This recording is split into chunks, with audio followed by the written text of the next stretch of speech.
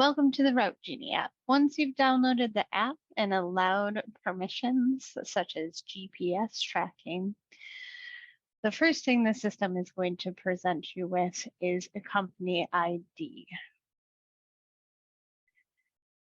So for Rick specifically, the company ID is going to be a capital R, a capital A, 1080. And once you've typed that in, we're going to tap on select. The nice thing about the company ID is that it's a one and done. You won't have to enter it again unless you get a new phone or for some reason you had to uninstall the app and then reinstall. The next thing it's going to present us with is for our driver ID, which can be provided by the administration or dispatching team. This too is case sensitive. So in the case of the driver I'm logging in today, it is all lowercase. Once the ID is in, I'm going to enter the password and I'm going to tap login again. When we do that, we get to the main menu. So you'll have a little photo of yourself showing up top here. It'll have your name listed where it says test driver. We've got Rick's AMT vehicle with a little pencil because I'm not connected to a vehicle. I could request a login. And then I have a few different options here in the main menu. I'm going to briefly go over the others and then we'll circle back to today's shift. So the next one is future shifts. If I had something scheduled for the next day or the day after that, I would see them listed here under future shifts. Now to get back to my main menu, I'm going to tap on the 3 vertical lines in the blue header bar. I also have history. So it defaults to the current day. So in this case, August 11th, 2023. However, I can click on one of the dates ranges and change it. And I could be like, show me what I've done so far this week, starting August 7th, and tap OK. Now I would have a list of the shifts I've completed earlier in the week. Again, going back to the main menu with the 3 vertical lines in the header, I also have availability. When I click on it, I can add exclusions, which as you can see, busy all day on the 28th of August, but I can also go in and edit my availability. I would just click on the time, and then it's just a clock, or I can tap on the little keyboard and it would allow me to type in something instead. So I can say, I'm not going to start until 10 a.m. and tap OK. Then I can scroll all the way down and tap Save. Now, that does not mean the availability you've entered or the exclusions, days off, that you've entered has been approved. That still has to be approved by the administration and or dispatching team. I can get out of editing the availability with this back arrow, and it takes me back to just the regular availability screen. Then again, my exclusions, I can edit an existing one with the pencil icon. I can delete it with the little trash can button, or I can hit the add new button and I can put in an exclusion. Again, just like our history, it defaults to the current day, but that's when I can move it forward. And we'll just pick the 31st, tap OK. And then we can add any notes, vacation, we hope, and tap Save. Now to get back to the main menu, again, 3 vertical lines in the header. We also have profile. So again, you'll see your name, your login ID or driver ID. Won't have to worry about the IMEI. I can change my password by tapping on it, and I can enter a new password twice. Tap confirm. Password successfully changed, slid up from the bottom for me. Change company you can ignore. notification sound. So when we get assigned a new trip, we get the clang sound. Technically, you could turn it off, but I do encourage you leave it on just so you know when something has been added to your route for the day. This is also where my logout option is. At this time, I will not be tapping on it. Going back to the main menu, we also can access a tutorial video within the app. Okay, so that was our main menu. So now I'm going to circle back to today's shifts, tap on today's shift, and here I've got a little rectangle. Gives me the date, 8/11, gives me the day of the week, Friday, gives me my start and my end time of my shift, vehicle ID, which is just tests for our purposes, and trips, which currently I have 2.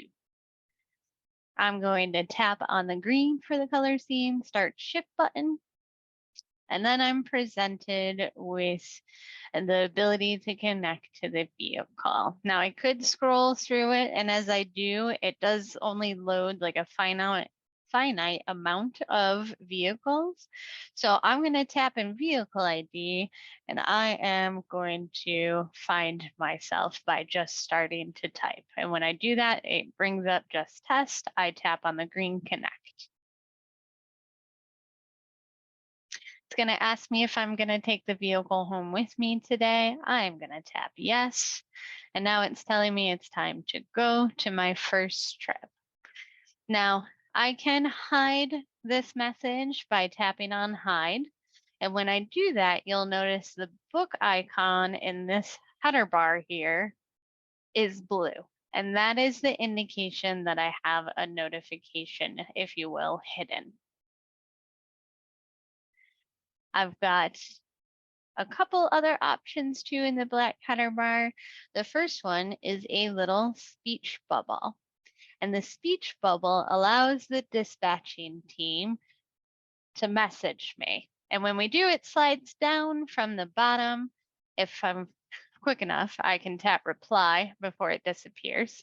However, now that I have a new message that I haven't read yet, our speech bubble is also blue. I can tap on it. If I had more than one of the dispatching team message me, they would also be listed here. But in this case, it is just the Route Genie admin currently, and it says new messages. I tap on it. I can see all of my messages within the last like 24 hours, but I'm going to come down to the new message, and dispatch is telling me hello and to enjoy my shift. Now I can respond as needed throughout my day.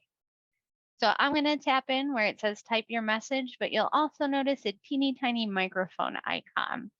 The Route Genie app is capable of speech to text as long as you have dictation enabled on your phone and or device. So it's up to you what's going to be easiest, just speaking to it or typing. I'm just going to type and tap on send. But this is also where they can send me any messages. So if a trip gets canceled, or say if you took someone to their appointment, but the B leg was canceled, maybe they were unfortunately admitted to the hospital or something like that, you can ask why it got removed. Dispatch would respond. Now to back out, I'm going to hit this back arrow, which is just pointing to the left, and it takes me back into the chats. Again, if I had multiple users messaging me from dispatch side of things, they wouldn't be listed. I don't right now, so I am going to return to my trip screen, and to do that, I'm going to hit this back arrow again. This time it's a light blue color.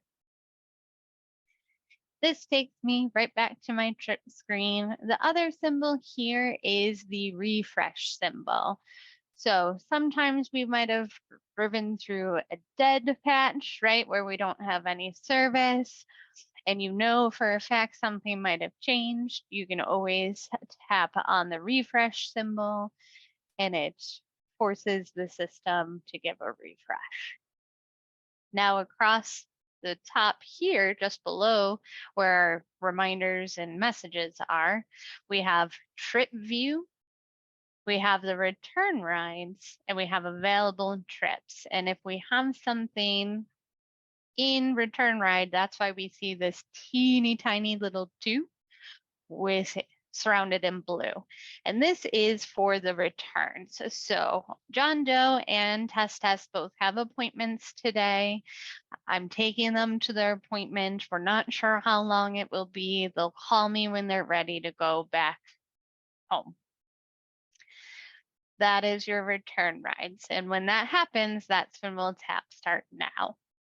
I'll circle back to that shortly. The other one is available trips. So some of you may be taking people not only to an appointment, but you got to swing through pharmacy as well on your way back to taking them home so they can pick up any prescriptions they may need. Those trips are going to show up under available. So I've got 2 return rides, but one of my passengers, in my case, Test, is going to the pharmacy. So that's why we find it under available trips. I'm going to go back to the trip view because I am ready to head to Test, who I am picking up at 8975 Old 31. To kick off my trip, I'm going to tap on Start Now. This effectively tells dispatch that I am en route to pick up this passenger. I've got a couple different options below. I have the no-show option for when I show up to a pickup location and they don't come out and I'm waiting. We'll come back to that in a moment. And then we have default nav app. So this, when tapped, will open whatever the default navigation app of your device and or phone is. So Apple Maps, Google Maps, even Waze. If it's listed as your default, that's what's going to open when you tap on default nav app. So I've driven to 8975 Old 31. I'm waiting for the passenger. I'm waiting. If they don't come out within the allowed time, that's when we're going to tap no show. This now tells me waiting for approval. So the dispatching team has been alerted and they have a couple different options on their side of things. In this case, dispatch has told me, hey, keep on waiting, give them 10 more minutes to come up. So I can hit hide from there and I can wait, or I can leave it open so I get that countdown in case they don't come out of, house, apartment building, whatever have you. In this case, let's say, hey, dispatch new test is always notoriously late, and here they come. They come out, they jump in the vehicle.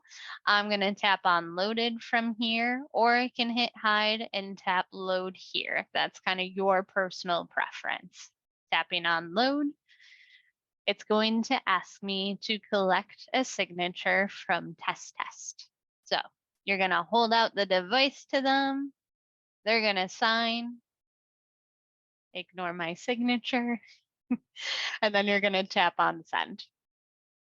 Now that pickup fell away because we are done with it. So it's no longer needed. Now I can drive. I also have default nav app in case I need help getting to 652 St. Joseph Ave. And once I arrive at my destination, or should I say the passenger's destination, we're going to tap on complete. It's going to ask if we have any comments. This is your own comments. Maybe you have a comment about the passenger. Maybe they gave you some information like they're going to be moving soon or getting a new phone number. You can enter all of that information in your comment before tapping on submit.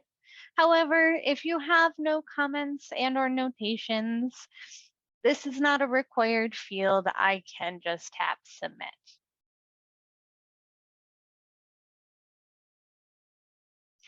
Now I get a wait message before going because John Doe's trip's not for a while. So I can tap hide. I can say, okay, I know the pickup's not until later, but I'm going to head in that direction anyways. I could tap go now. In this case, I'm going to hit hide. In the interim, say one of my passengers calls and it happens to be a pharmacy stop. That is when I can go into available trips, test, picking them up from their appointment location and driving them just down the road to the pharmacy. I'm going to tap on start now and we're going to get a cling. It says I have a new trip. I can decline, but I'm going to tap accept. So now it's telling me it's time to go now. I can tap en route here if I'd like, or I can tap hide and go back to my trip view because now you see test passengers pharmacy stop is the first thing on my route. One of the things the administration of RICS has allowed for you as drivers is actually to rearrange trips. So say for a reason, telling me go now, we're gonna hide it again. Say in between John Doe's trip, you actually wanted to do the pharmacy stop. You'll notice I have a start now button here. I also have a start now button here. I could tap start now. And when I do that, it pushes John Doe's trips. It's going to push John Doe's trip as first. And then it gives me the load option. Because when I hit start now, remember that's when it's telling dispatch that you're en route to your pickup. Now, say I wanted for some reason to multi-load John Doe and the test passenger together. I could tap start now again. It is going to push test pickup underneath John Doe's. Another thing I can do is actually I can tap on it and now I can move around the order of my trips. So I can bring it up underneath John Doe's pickup. That way I'm telling the system I'm going to pick up John Doe, I'm going to pick up the test passenger, and then I'm going to drop off John Doe and then the test passenger. I also have the ability to apply my change or discard. For training purposes today, I am going to tap discard. Now I'm driving. Again, I have my no-show in default, but say something happens while I'm on my way to pick up John Doe. For whatever reason, the trip got canceled. When a trip is canceled, we also get notified. So trip test was canceled or unassigned. Please wait for the next instructions. You can tap got it.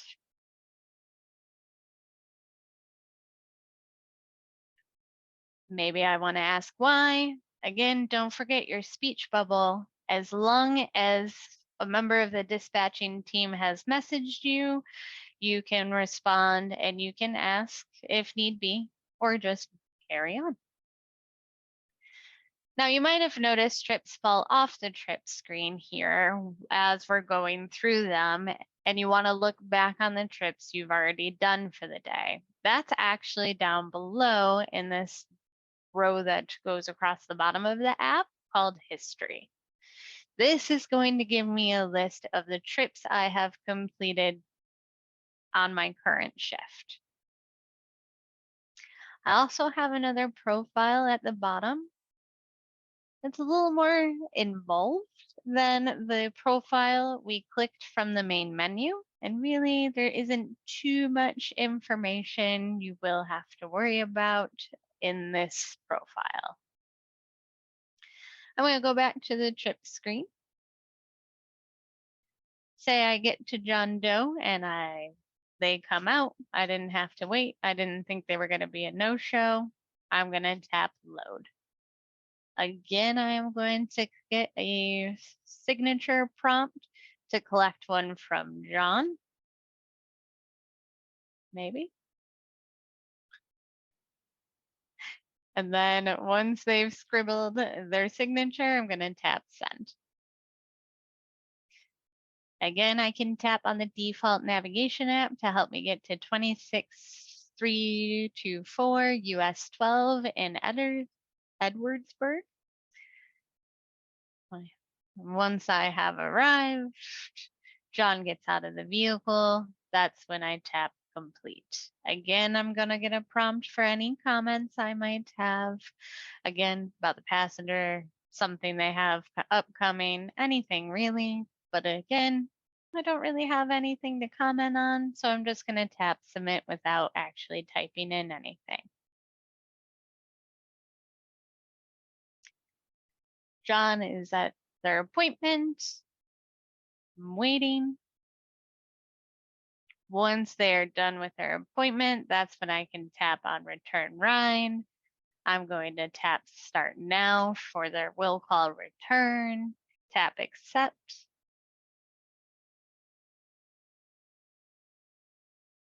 And now it tells me to wait.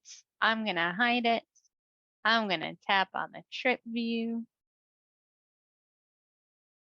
And then I can go through the same process. Start now.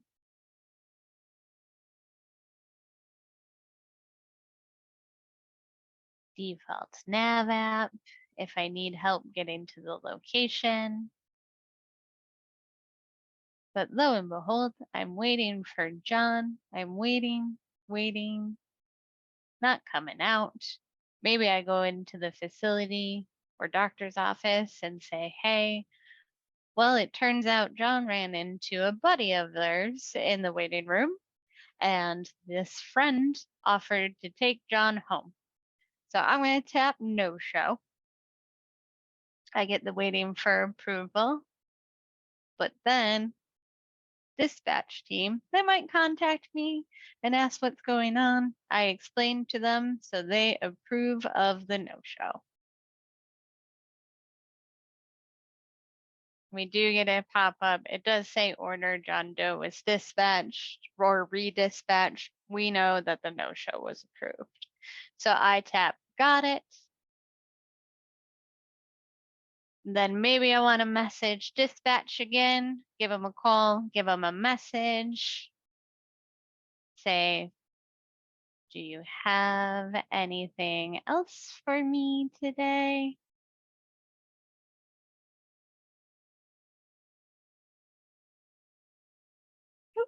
I get told nope, and to enjoy my evening.